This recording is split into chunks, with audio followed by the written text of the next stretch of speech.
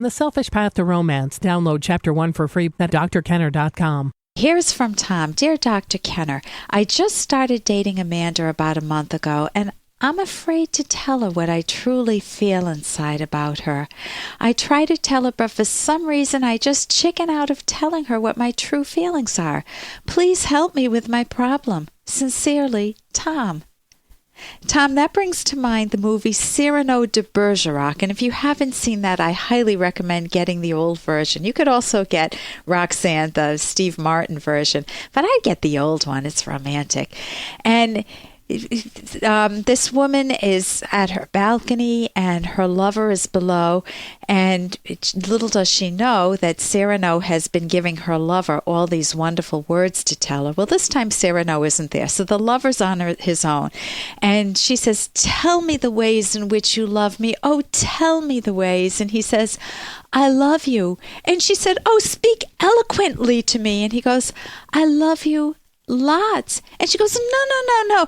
Tell me with the richness, of course, I'm paraphrasing here, how much you love me. And he says, "I love you very much." And, of course, she's very disappointed. It's a very cute scene in the movie. So all of us want that visibility. We want to know what our partners love most in us, and not to just share it in nonverbals. We always love the hugs, the kisses, but to be able to be told in words. And it could be that your parents, Tom, weren't very forthcoming with telling you how much they loved you. And so you don't have much practice. You don't have good role models in your past. Or they may have told you, "I love you," so many times that it became meaningless. It was just like, "How are you today? I love you."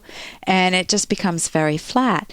And so you want to start asking yourself, first, how can you explain how you love Amanda to yourself?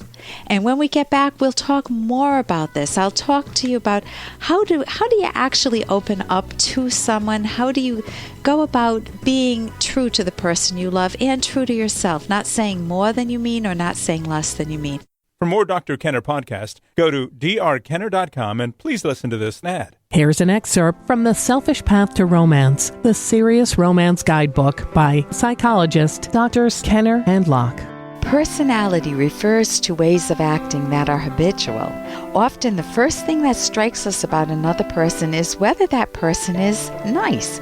By nice, we don't mean the syrupy, selfless, sweet type of person who has no independent values and never judges anyone.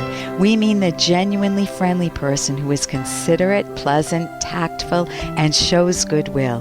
The opposite is a person who's just not nice. Someone who's unfriendly, impolite, inconsiderate, grumpy, gratuitously critical, tactless, or otherwise shows ill will. Genuinely nice people create a positive emotional climate, and this helps romance thrive. You can download Chapter 1 for free by going to drkenner.com, and you can buy The Selfish Path to Romance at amazon.com.